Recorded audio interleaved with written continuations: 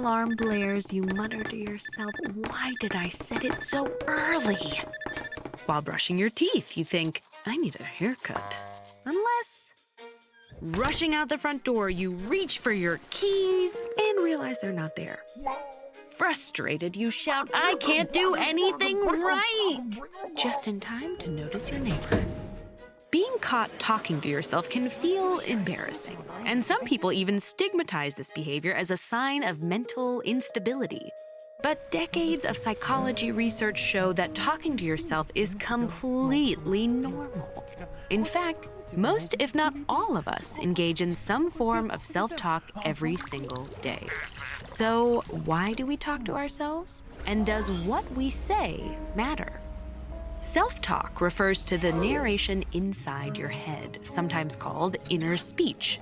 It differs from mental imagery or recalling facts and figures. Specifically, psychologists define self-talk as verbalized thoughts directed toward yourself or some facet of your life. This includes personal conversations like, "I need to work on my free throw." But it also includes reflections you have throughout the day, like, "The gym's crowded tonight. I'll come back tomorrow." And while most self-talk in adults tends to be silent, speaking to yourself out loud also falls into this category. In fact, psychologists believe our first experiences with self-talk are mostly vocal, as children often speak to themselves out loud as they play. In the 1930s, Russian psychologist Lev Vygotsky hypothesized that this kind of speech was actually key to development. By repeating conversations they've had with adults, children practice managing their behaviors and emotions on their own.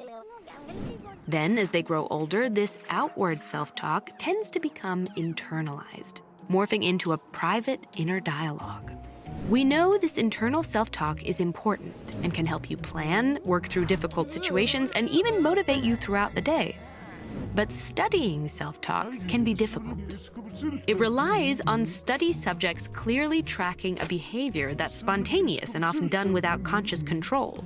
For this reason, scientists are still working to answer basic questions like, why do some people self-talk more than others? What areas of the brain are activated during self-talk? And how does this activation differ from normal conversation? One thing we know for certain, however, is that what you say in these conversations can have real impacts on your attitude and performance. Engaging in self-talk that's instructional or motivational has been shown to increase focus, boost self-esteem, and help tackle everyday tasks. For example, one study of collegiate tennis players found that incorporating instructional self-talk into practice increased their concentration and accuracy. And just as chatting to a friend can help decrease stress, speaking directly to yourself may also help you regulate your emotions.